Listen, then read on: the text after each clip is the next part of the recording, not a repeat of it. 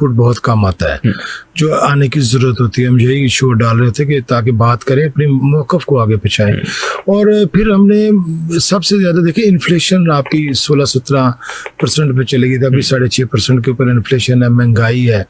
तो जितनी भी आप तनख्वाह मर्जी बढ़ा लें, जो मजदूर अब उसकी 40,000 तनख्वाह है, ये आप उसकी 50,000 रुपये भी कर दें, फिर भी उसका गुजारा नहीं होना जब तक आप महंगाई को कम नहीं करते। जो रोज़मर्रा की चीज़ें हैं, जो बिजली के बिल्स हैं, गैस के बिल्स हैं, जो दवाइयों के रेट्स, फार्मेसीज में अभी लाइन लगी थी शाम को, ठीक है, वो सारी चीज़ों के कंट्रोल है आपके मुल्क पे, प्राइस कंट्रोल है।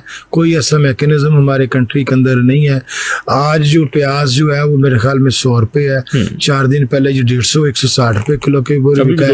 आज 160 रुपए से मेरे ख्याल अब दोबारा 600 रुपए का वो 5 किलो का आ गया। हम तो गरीब लोग है ना, हमें सारी चीजों का पता होता है कि 150 रुपए के 80 रुपए की आजकल 60 रुपए से गोभी मिल रही है। तो हमें लेकिन ये कंट्रोल नहीं, हमारे मुल्क में प्राइस कंट्रोल मैकेनिज्म नहीं होगा।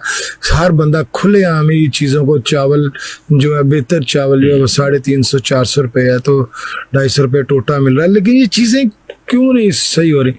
तो तनख्वाहों का ताल्लुक जो है वो आप अपनी ज़रूरियात ज़िंदगी को, उसको भी जीने का हक है ना मजदूर को भी, उसके बच्चों ने भी स्कूल जाना चाहिए, वो बीमार है खुदा ना खासा, उसको भी दवाई मिलनी चाहिए।